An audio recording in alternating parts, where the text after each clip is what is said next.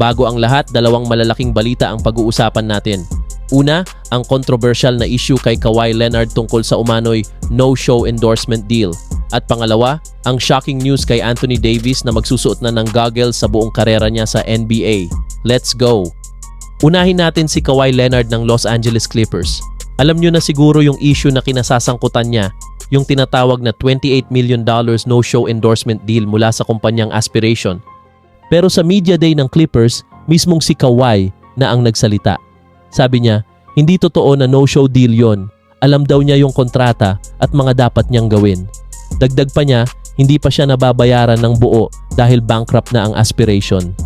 Habang ongoing pa rin ang NBA investigation kung may nilabag bang salary cap rules, malinaw na gusto ni Kawhi na ma-focus sa basketball at hindi sa issue.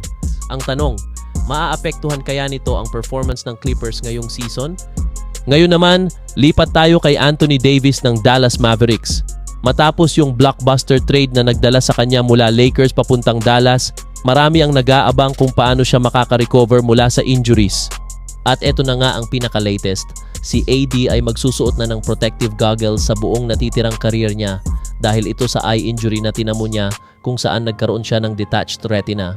Ayon sa mga doktor, para makaiwas sa mas malalang pinsala, kailangan niyang maglaro na may protective eyewear katulad nung ginagawa dati ni Kareem Abdul-Jabbar at Horace Grant. Nakakapanibago man siyang tingnan, pero importante ang kaligtasan ng mata niya.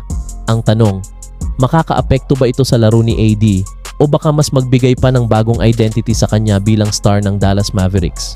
So ayun mga kabasketball, dalawang mainit na balita. Kawhi Leonard na nasa gitna ng isang controversial na investigation at Anthony Davis na magsisimula ng bagong yugto ng kanyang career, ngayon naka-goggles na. Ano sa tingin nyo?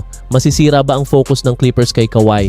At sa kabilang banda, magiging goggled superstar ba si Anthony Davis na magdadala ng success sa Dallas Mavericks? Comment nyo sa baba at pag-usapan natin yan.